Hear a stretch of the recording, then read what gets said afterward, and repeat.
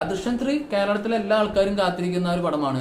George കുട്ടിക്ക് എന്ത് സംഭവിച്ചു, ജോർജ് കുട്ടിക്കും ഫാമിലിക്കും എന്ത് സംഭവിച്ചു എന്ന് അറിയാൻ മലയാളികൾ എല്ലാവരും കാത്തിരിക്കുകയാണ്. ദൃശ്യം ഫസ്റ്റ് തിയേറ്ററിൽ ഇറങ്ങി പാത്ത് ബ്രേക്കിംഗ് ആയിരുന്നു. ആദ്യത്തെ 50 കോടി എടുത്ത ചിത്രം. അന്ന് ഇതുപോലത്തെ ഒരു പടം മലയാളികൾ കണ്ടിട്ടുണ്ടായിരുന്നില്ല. വളരെ പാത്ത് ബ്രേക്കിംഗ് ആയിട്ട് വന്ന ദൃശ്യത്തിന്റെ രണ്ടാം ഭാഗം പല പല കാരണങ്ങളാൽ OTTയിലേക്ക് ഇറങ്ങേണ്ടി വന്നു. ഈ സീക്വൽ എടുക്കുമ്പോൾ ഫസ്റ്റിന്റെ അവിടെ അത്ര തന്നെ എടുക്കാന്ന് പറയാം, മികച്ച രീതിയിൽ ആവാന്ന് പറയുന്നത് അത്രയ്ക്കും ഡിഫിക്കൽട്ട് ടാസ്ക്കാണ്. ആ ടാസ്കിൽ ദൃശ്യം 2 വിജയിച്ചതായിരുന്നു. ഗംഭീര അഭിപ്രായമാണ് ദൃശ്യം 2 കിട്ടിയത്. അപ്പൊ അത് കഴിഞ്ഞപ്പോൾ വീണ്ടും ആ ഒരു ദൃശ്യം 3ക്കുള്ള സാധ്യതകൾ ഉണ്ടായിരുന്നു. വർഷങ്ങൾക്ക് ശേഷം ആ സാധ്യതകളായിട്ട് ദൃശ്യം 3 വരികയാണ്. ഇപ്പോൾ ഒട്ടേറെ തിയറീസ് ഓൾറെഡി വന്നിട്ടുണ്ട്. അപ്പൊ ആദ്യമേ പറയട്ടെ, അമിത പ്രതീക്ഷ ഒരിക്കലും പാടില്ല. ഒരു നല്ല പടമായിരിക്കും എന്നുള്ളത് ഉറപ്പാണ്. അവര് ദൃശ്യത്തിയുടെ പ്രൊമോഷൻ ആൾക്കാരുടെ അവർ പറയണത് നിങ്ങൾ അത് പ്രതീക്ഷിക്കരുത് ഇത് പ്രതീക്ഷിക്കരുത് എന്നൊക്കെ പറയും. നമുക്കൊരു സ്റ്റാൻഡേർഡ് പടം പ്രതീക്ഷിക്കാം.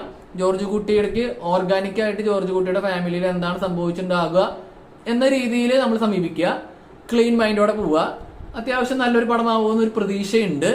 എങ്ങാനും പോസിറ്റീവ് റിവ്യൂസും കാര്യങ്ങളൊക്കെ വന്നു കഴിഞ്ഞാൽ എത്രത്തോളം ബോക്സ് ഓഫീസിൽ റെക്കോർഡ് ഉണ്ടാക്കുമെന്ന് പറയാൻ പോലും പറ്റാത്ത അത്രയധികം സാധ്യതകൾ, അത്രയധികം പൊട്ടൻഷ്യലുള്ള one of the highest most anticipated movie of the year എന്ന് വേണമെങ്കിൽ വിളിക്കാം പടമാണ് ദൃശ്യം 3. മെയ് മാസം 21 ലാലേട്ടന്റെ ബർത്ത്ഡേക്ക് ഗിഫ്റ്റ് പോലെയാണ് വരാൻ പോകുന്നത്. എനിക്കതിൽ ഓരോ ദിവസം എണ്ണീട്ട് തന്നെ കാത്തിരിക്കുന്നത്. നിങ്ങളും കാത്തിരിക്കാന്ന് വിചാരിക്കുന്നു.